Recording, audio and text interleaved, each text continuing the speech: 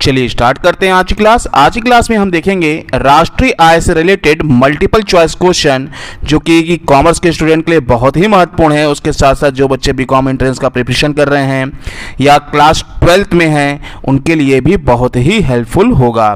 तो वीडियो को बिना स्किप किए अंत तक जरूर देखिए, क्योंकि आज के क्वेश्चन में हम जो लेके आए हैं मल्टीपल चॉइस क्वेश्चन, उसमें आपको विद रीजन उसका आंसर बताने वाले हैं। चलिए स्टार्ट करते हैं। क्वेश्चन नंबर फर्स्ट, निम्नलिखित में किसने अर्थव्यवस्थाओं की समृद्धि की दिशा का आकलन करने के लिए राष्ट्रीय आय समुच्चयों के प्रयोग का सूत्रपात किया? ऑप्शन ए है जॉन मेनार्ड किन्स, बी है रिचर्ड स्टोन, सी है साइमन कुजनेट्स और डी है एडम स्मिथ। तो इसका जो राइट आंसर है वो है साइमन कुजनेट्स। चलिए अब इसको थोड़ा समझ लेते हैं हम।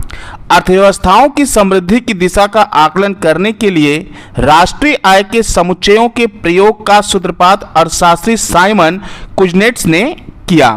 साइमन कुजनेट्स का मानना था कि राष्ट्रीय आय में वृद्धि के साथ साथ अर्थव्यवस्था स्वतः ही समृद्ध हो जाती है। प्रति व्यक्ति आय में वृद्धि आर्थिक समृद्धि की द्योतक मानी जाती है।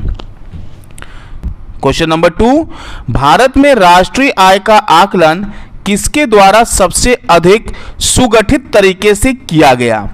ऑप्शन ए है दादा भाई नौरोजी, बी है VKRV राव, सी है RC देसाई, डी है विलियम डिग्बी। इसका जो करेक्ट आंसर है वो है ऑप्शन बी VKRV राव। चलिए अब इसको थोड़ा समझते हैं हम लोग। भारत में राष्ट्रीय आय का आकलन VKRV राव द्वारा सबसे अधिक सुगठित तरीके से किया गया था। VKRV राव ने वर्ष 1925 तथा वर्ष 1931 में वैज्ञानिक तरीके से राष्ट्रीय आय का अनुमान लगाया था। इससे पूर्व दादा भाई नौरोजी ने 1868 ईस्वी में, विलियम डिग्बी ने 1899 ईस्वी में तथा F सिराज ने 1921 में राष्ट्रीय आय का अनुमान लगाया था।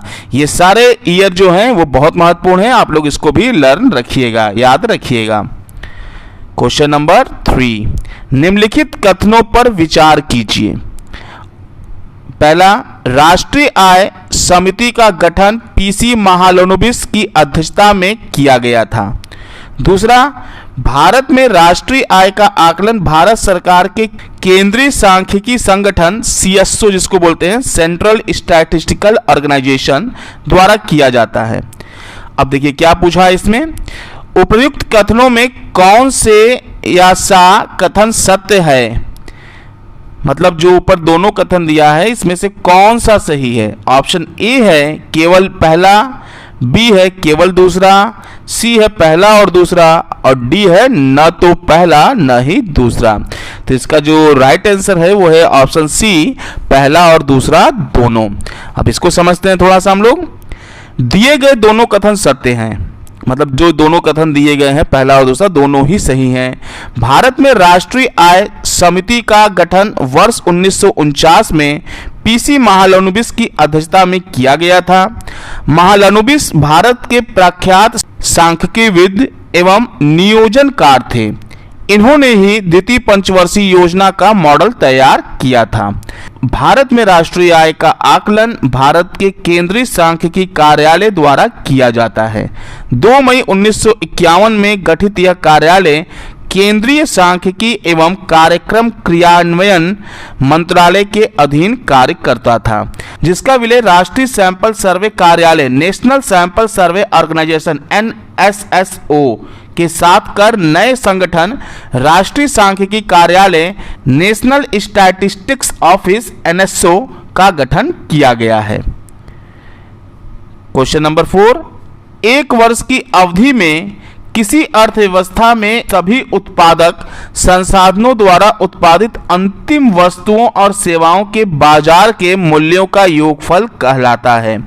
ऑप्शन ए है सकल राष्ट्रीय उत्पाद, बी है सकल घरेलू उत्पाद, सी है शुद्ध घरेलू उत्पाद और डी है शुद्ध राष्ट्रीय उत्पाद। तो इसका जो राइट आंसर है वो है सकल घरेलू उत्पाद। अब ये सकल घरेलू उत्पाद होता क्या है, चलिए इसको हम लोग समझ लेते हैं। एक वर्ष की अवधि में किसी अर्थव्यवस्था में अवस्थित सभी उत्पादक संसाधनों द्वारा उत्पादित अंतिम वस्तुओं व सेवाओं के बाजार के मूल्यों का योगफल सकल घरेलू उत्पाद ग्रॉस डोमेस्टिक प्रोडक्ट जीडीपी कहलाता है। इसमें अधिवासी भारतीयों द्वारा अर्जित आय को एवं विदेशी आय को शामिल नहीं किया जाता है। क्वेश्चन नंबर 5, निम्नलिखित युग्मों पर विचार कीजिए। पहला है मध्यवर्ती वस्तुओं के उत्पादन में आगत के रूप में प्रयुक्त। दूसरा है अंतिम वस्तु जिनमें पुनः कोई परिवर्तन नहीं होता। सी है मूल्यह्रास सकल निवेश के मूल्य से किए गए लोप। उपर्युक्त में से कौन सा युग्म सही सुमेलित है? ऑप्शन ए है पहला और तीसरा, बी है पहला दूसरा, सी है दूसरा और तीसरा और डी है पहला दूसरा और तीसरा।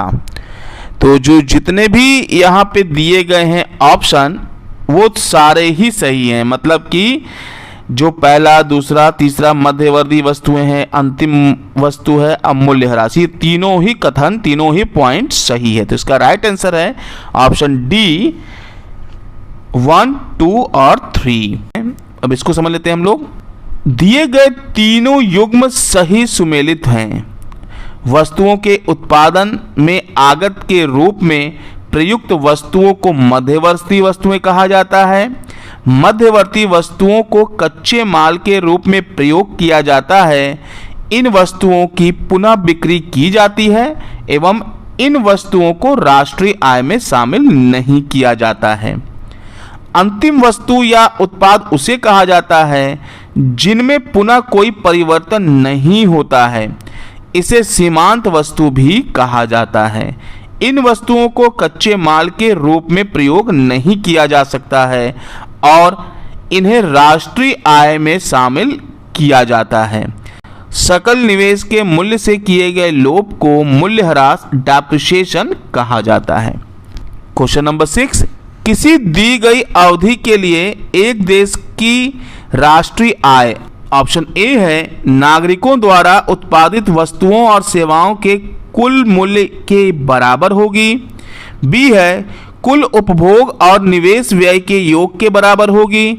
सी है सभी व्यक्तियों की वैयक्तिक आय के योग के बराबर होगी। डी है उत्पादित अंतिम वस्तुओं और सेवाओं के मौद्रिक मूल्य के बराबर होगी। तो इसका जो राइट आंसर है वो है ऑप्शन डी, उत्पादित अंतिम वस्तुओं और सेवाओं के मौद्रिक मूल्य के बराबर होगी। अब इसको समझ लेते हैं हम लोग।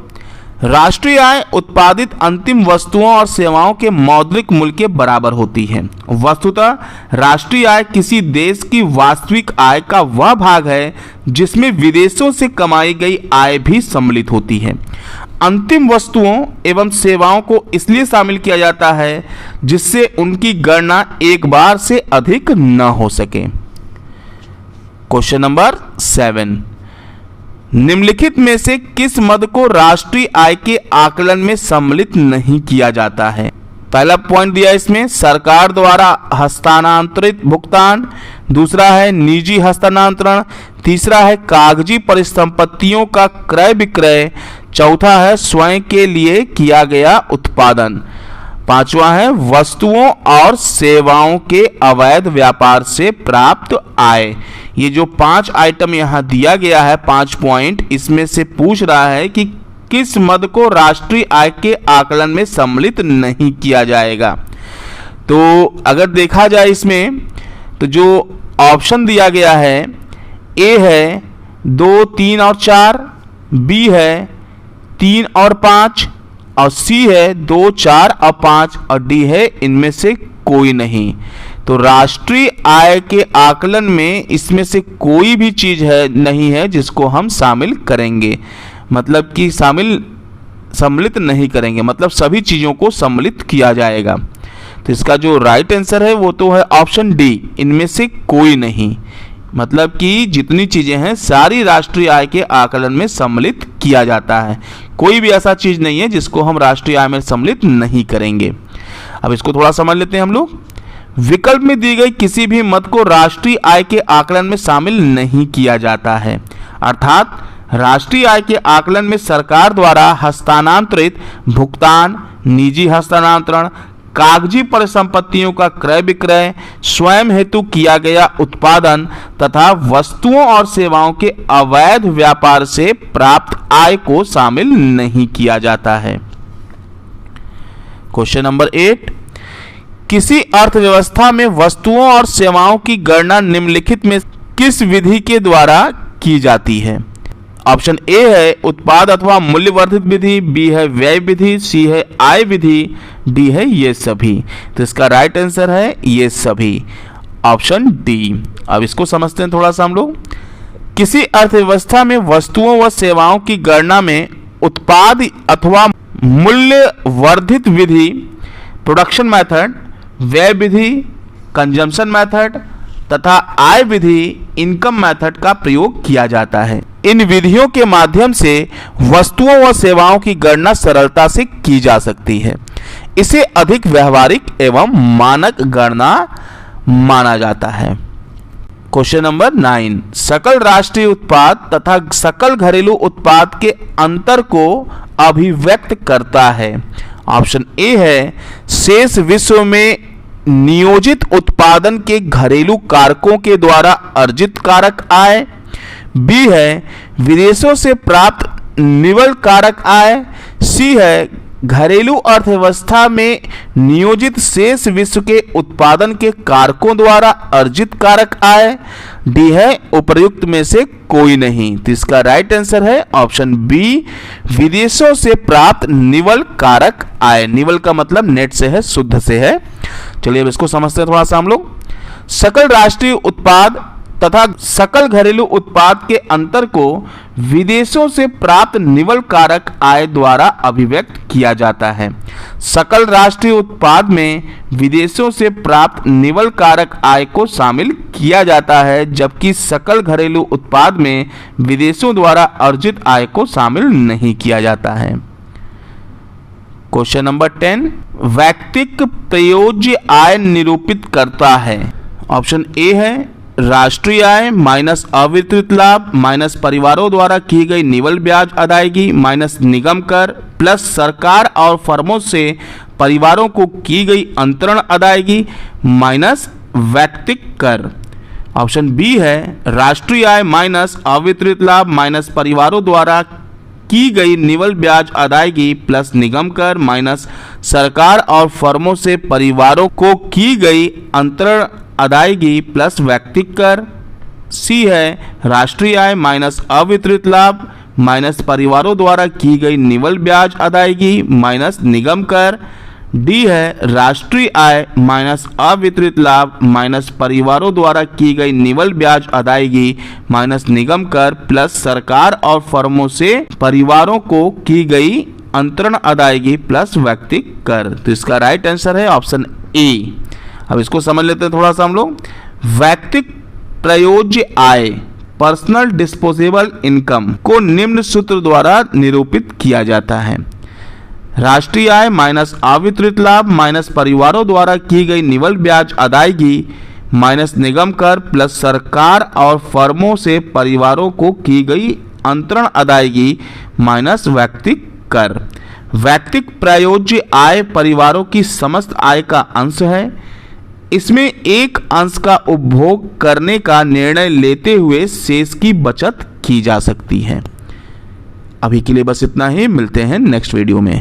अगर वीडियो पसंद आया हो तो इसको लाइक और शेयर करना ना भूलिए। अगर आपने अभी तक हमारे चैनल को सब्सक्राइब नहीं किया है तो सब्सक्राइब कीजिए, साथ में बेल आइकन को जरूर दबाइए ताकि लेटेस्ट अपडेट आपको मिलता रहे। धन्यवाद, आपका समय शुभ हो।